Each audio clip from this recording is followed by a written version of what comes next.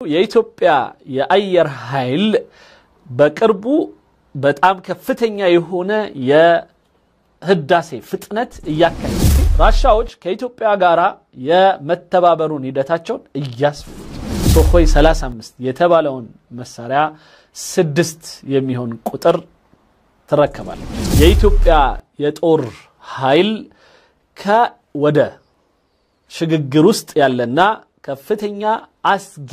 የሆነ አካሄድን እየሄደ ያለበት ሁኔታ አዲስ አበባ መሃልን ብርትና የዲፕሎማቶች መናኸሪያ በሆነችው አዲሷ ካሳንቺስ ላይ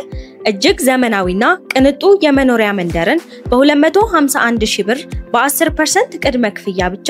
25% ቅናሽ በተደረገላቸው ቤቶቻችን በኢትዮጵያ ብር ተዋውለው በመግዛት የቤት ባለቤት ይሁኑ። በካሬ ከ95 ሺህ ብር ጀምሮ ከባለ 1 እስከ ባለ 4 መኝታ ቤቶች ከተጨማሪ የሰራተኛ የላውንደሪ የስቶር ክፍሎች ጋር በተለያዩ የካሬ አማራጮች በተጨማሪም በሲኤምሲና አያት አደባባይ ያለቁ ቤቶችንና የንግድ ሱቆችን በተለያየ የካሬ አማራጭ እንዲሁም አክሲዮን ይዘንሎት ቀርበናል። ማሳሰቢያ ቤቱን ከገዙ በኋላ ቤቱን እስኪረከቡ ድረስ ምንም አይነት የዋጋ ጭማሪና ወለድ የለውም። ለበለጠ መረጃና ለሳይት ጉብኝት ከታች ባለው ቁጥር ይደውሉልን። አያት ሪል ስቴት።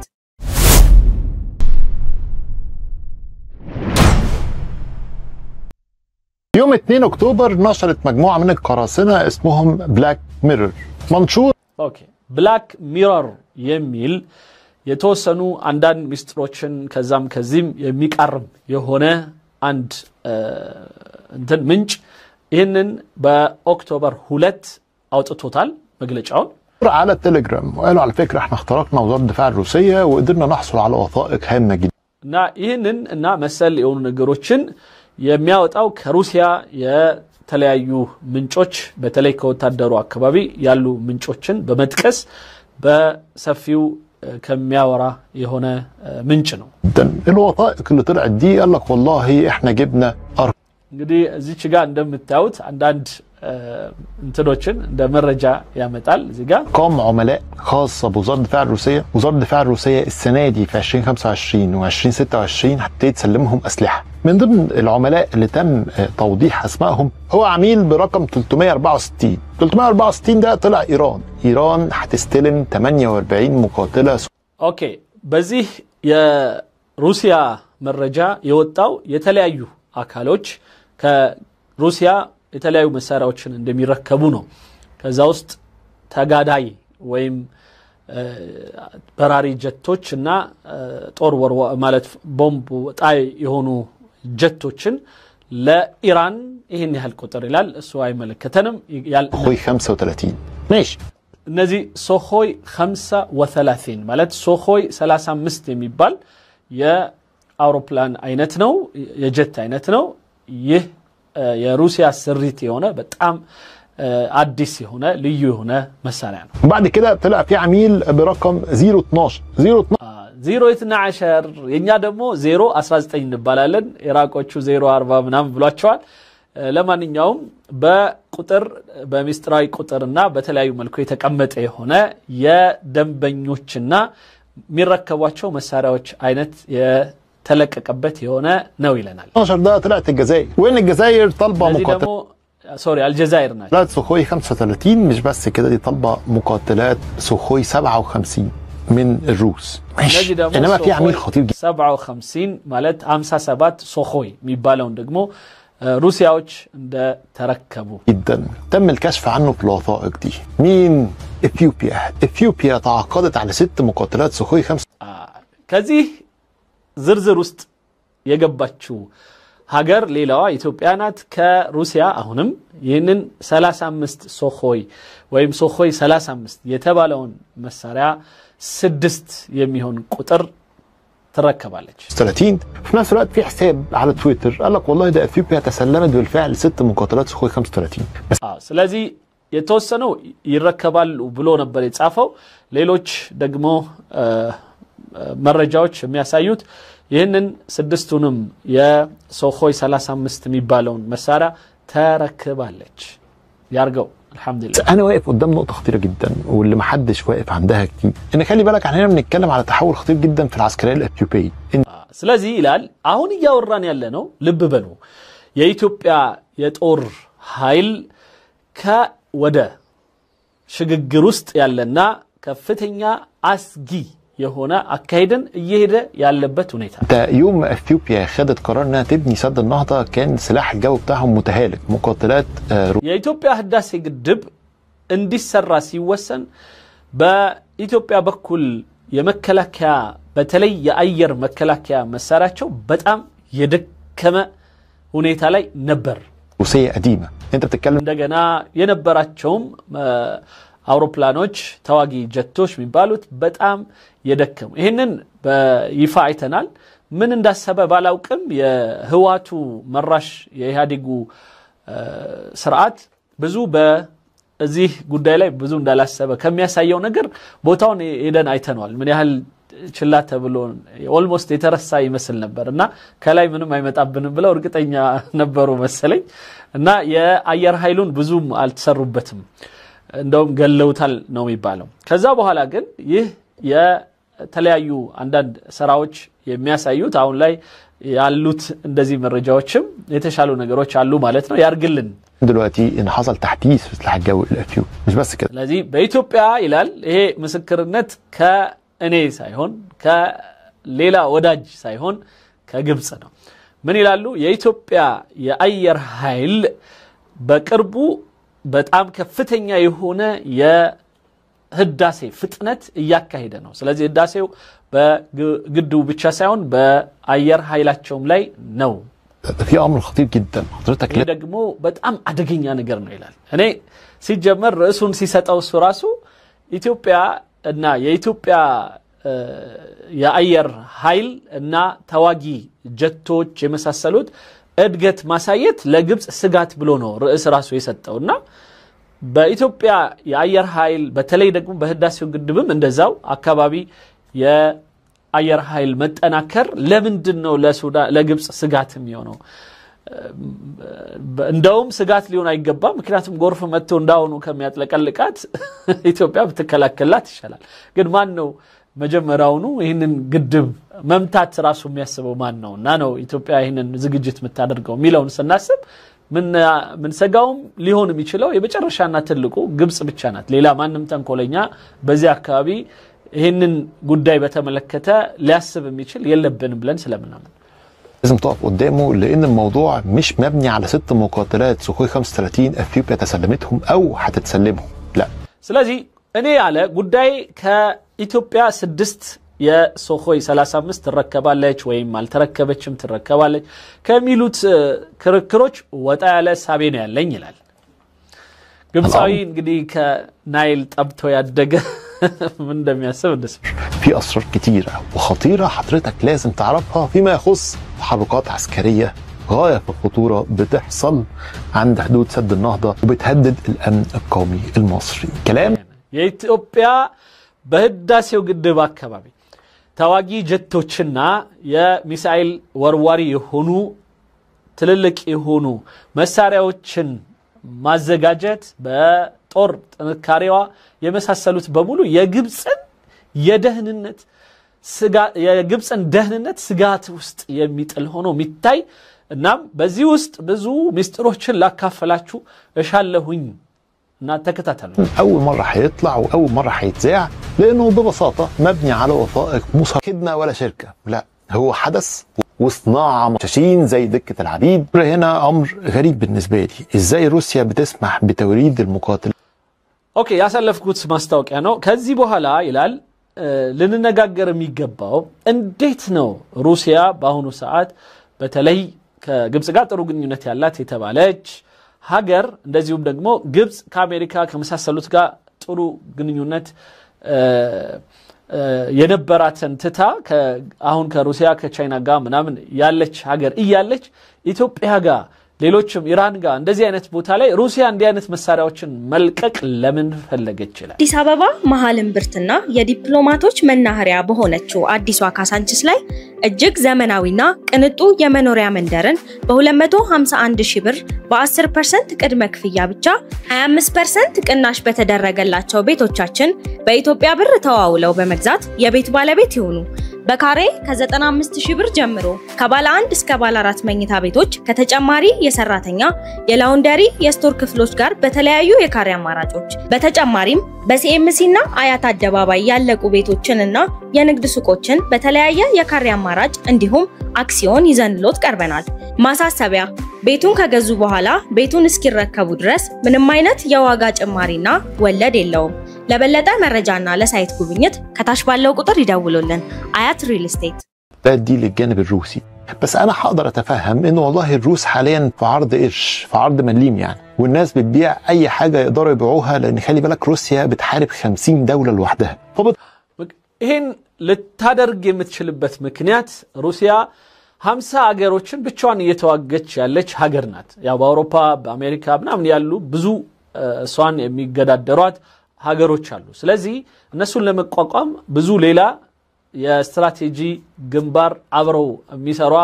አብረው ሚካተቷት ከሷ ጋር ሀገሮችን ትፈልጋለች። ከዛ አኳያ طبيعه الحال بيهربوا نفط بارخص من ثمنه للهند للصين. عارضين على فكره وفقا للموقع اللي انا جبت منه المقاله بتاعت اثيوبيا دي اللي اسمه يونايتد 24. ኦኬ እኔ ይህንን ኢንፎርሜሽን ያገኘውበት ሲልና እዚህ ጋር ዩናይትድ 24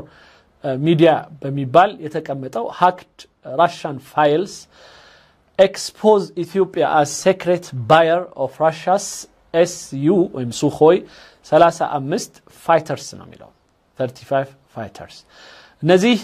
ካገኘውበት ቦታ ነው። ስለዚህ እንደነዚህ አይነት ነገሮችን በማድረግ ሩሲያ የራሷን ሀብት ትንሽ ማሻሻል የራሷንም ከሌሎች ጋር ያላትን ግንባር ማሻሻል قد ስለሚላት ነው ይላል ميديا. عارضين ان هم يجمعوا المقاتله سوخوي 57 في الجزائر والهند እና በዚህ በተለይ ሌሎች በናፍታ በመሳሰሉት በጃዙር ራሻን ትንሽ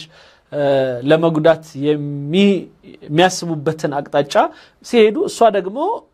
ሌሎች ሀገሮችን መያዣ በሚመስል ለህንድም ለሩሲያም ለሌሎችም ኢትዮጵያን ጨምሮ መሳሪያዎችን በመስጠት በጥሩ ዋጋ በመስጠት እየተገዳደረቻቸው ነው። بالك يعني هيدوا الجزائر حق تجميع المقاتله سوخوي 57. ده امر في منتهى الخطوره. عارف يعني ايه يكون عندك مقاتله من الجيل الخامس هتدي حق تجميعها لدوله ثانيه؟ ده يوريك ان الروس عاوزين فلوس باي شكل. ماشي بس انا واقف قدام ايه؟ ده امر في منتهى الخطوره. عارف يعني ايه يكون عندك مقاتله من الجيل الخامس هتدي حق تجميعها ل 50 دوله لوحدها. فبطبيعه الحال بيهربوا نفط بارخص من ثمنه للهند للصين. عارضين على فكره وفقا للموقع اللي انا جبت منه المقاله بتاعت اثيوبيا دي اللي اسمه يونايتد 24 ميديا. عارضين ان هم يجمعوا المقاتله سوخوي 57 في الجزائر. اوكي ከአልጄሪያ ጋር በሩሲያ በኩል የተደረገ አንድ ስምምነት አለ። እሱም ይሄንን ሱኾይ 35 የሚባለውን መሳሪያ አውሮፕላን በአሰምብል ማድረግ ወይ መገጣጠም ራሱ በገጣጠሚያውን ፋብሪካ ለአልጄሪያዎች ያስረከቡበትና አልጄሪያዎች ይሄንን ነገር እንዲሰሩላቸው ያደረጉበት ነውና በተለይ እንዲህ አይነት ትልቅ የሆነ ሀብትን ሌላ ሀገር ላይ እንዲገጣጠም መፍቀድ የመሳሰሉት ሌሎችም ስራዎችን ሩሲያዎች ሲሰሩ የሚያሳየው አንደኛ ብዙ ገንዘብ የመፈለግ ሂደታቸውንና ሌላው የግንባር ፈጠራ ሂደታቸው እንደዛው ከፍ ያለ ነው። الهند تاخد بالك يعني هيدوا الجزائر حق تجميع المقاتله سوخوي 57. ده امر ሌላው ሱኾይ 57 ማለት 57 ሱኾይ SU 57 የሚባለውንም እንደዛው በአልጄሪያ እንዲገጣጠም ያደረጉ خطوره. عارف يعني ايه يكون عندك مقاتله من الجيل الخامس እንግዲህ አልጄሪያን ብዙ ጊዜ እንትኖች መስሮች ይፈሯታል። አንዷ በዛ አካባቢ ከሚፈሯት ሀገር አልጀዛይር ወይም አልጄሪያ ነው። ቀጥሎ ሞሮኮ ነው ወይም ማግሪብ ምንላትን። እነዚህ በሙሉ ከግብጽ ጋራ የተጣሉ ሀገሮች ናቸው፣ የተለካከፉ ናቸው በተለያየ መልኩ እና ግብጽ እንግዲህ በሌላ ጊዜ እኛን ከሶማሌ ጋር ከኤርትራ ጋር ምናም ባለን ግንኙነት ስታማን ለራሷ በጣም ሰላምኛ ከሁሉም ጋር ጥሩ ምትኖር አይነት ትመስላለች፣ ግን አይደለም። دي حق تجميعها لدوله ثانيه. ده يوريك ان الروس عاوزين فلوس باي شكل. ماشي ስለዚህ በአጠቃላይ ሂደቱ ሩሲያ ብር በጣም እየሰበሰበችና ብዙ ሀብት ያከማቸች ነው በዚህ አይነት ሂደቶች ካለ በኋላ بس انا واقف قدام ايه؟ انا واقف قدام التعاون الروسي الاثيوبي.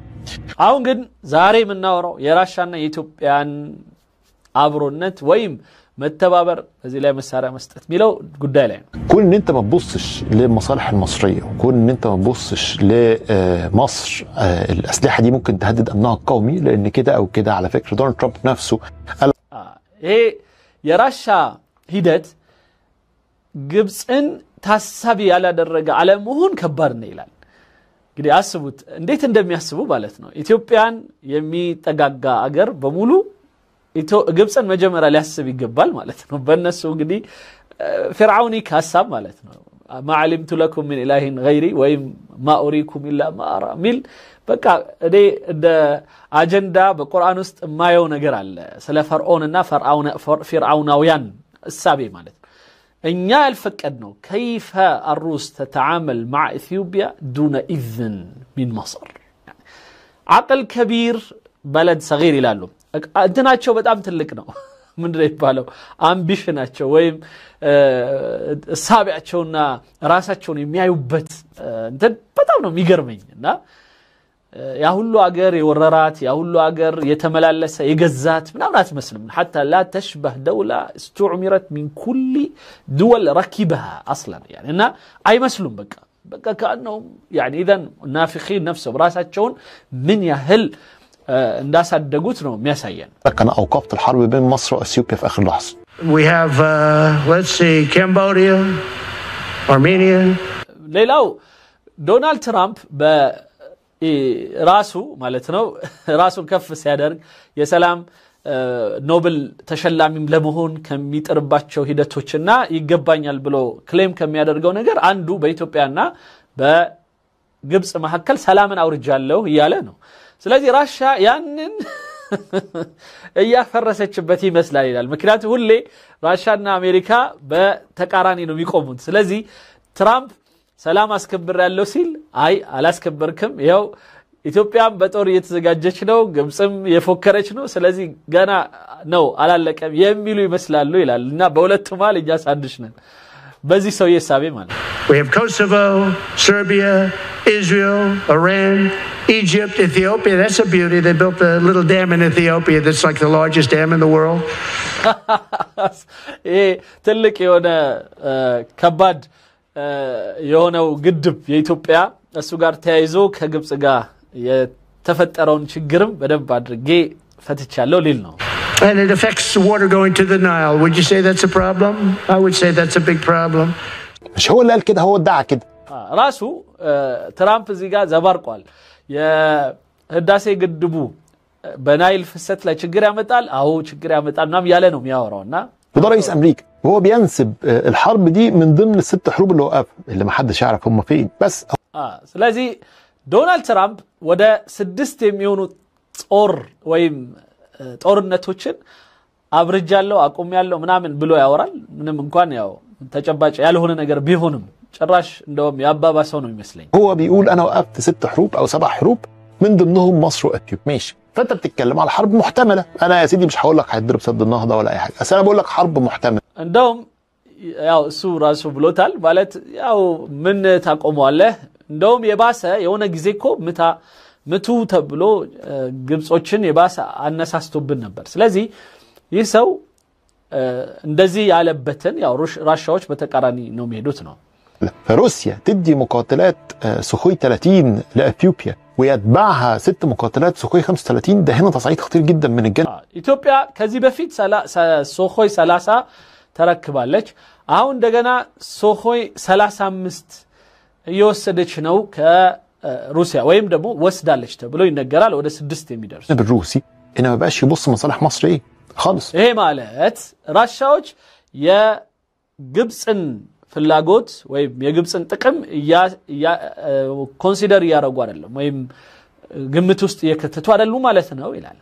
بالروس عمالين يتوسعوا في التعاون مع اثيوبيا ስለዚህ ራሻዎች ከኢትዮጵያ ጋራ የመተባበሩን ሂደታቸውን እያስፉት ነው እያስፋው خد بالك من امر خطير ان مش روسيا ይሄ ማለት በጣም አደጋ ውስጥ ነን ወንድም አለም لوحدها ده الصين كمان الصين راح تبني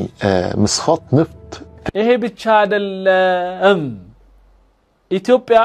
ከቻይና ጋራም ያላት ግንኙነት በጣም እየተነከረ ሄዷል በዚህም የተነሳ እዚህ ጋር GCL of China to build 2.5 billion oil refinery in Ethiopia ማለት የጋዝ ማጣሪያ በ2.5 ቢሊዮን ናፍጣ ነው ምናወራው ስለ ጋዝ ነው ምናወራው ጋዝ ያኛው የተፈጥሮ ጋዝ ሳይሆን ይሄ የሌላው የኦይል ነው ምናወራው ስለዚህ በዚህ ጉዳይ ላይ የኦይል ማጣሪያ የነዳጅ ኦይል ማጣሪያ 2.5 ቢሊዮን ዶላር ማሻአላህ 2.5 ቢሊዮን ዶላር ፋይናንስ የተደረገ የሚሰራ ነገር አለ ይላል አዲስ አበባ መሃል እምብርትና የዲፕሎማቶች መናኸሪያ በሆነችው አዲሷ ካሳንቺስ ላይ እጅግ ዘመናዊና ቅንጡ የመኖሪያ መንደርን በ251,000 ብር በ10% ቅድመ ክፍያ ብቻ 25% ቅናሽ በተደረገላቸው ቤቶቻችን በኢትዮጵያ ብር ተዋውለው በመግዛት የቤት ባለቤት ይሁኑ በካሬ ከ95,000 ብር ጀምሮ ከባለ 1 እስከ ባለ 4 መኝታ ቤቶች ከተጨማሪ የሰራተኛ የላውንደሪ የስቶር ክፍሎች ጋር በተለያዩ የካሬ አማራጮች በተጨማሪም በሲኤምሲ እና አያት አደባባይ ያለቁ ቤቶችንና የንግድ ሱቆችን በተለያየ የካሬ አማራጭ እንዲሁም አክሲዮን ይዘንሎት ቀርበናል ማሳሰቢያ ቤቱን ከገዙ በኋላ ቤቱን እስኪረከቡ ድረስ ምንም አይነት የዋጋ ጭማሪና ወለድ የለውም ለበለጠ መረጃና ለሳይት ጉብኝት ከታች ባለው ቁጥር ይደውሉልን አያት ሪል ስቴት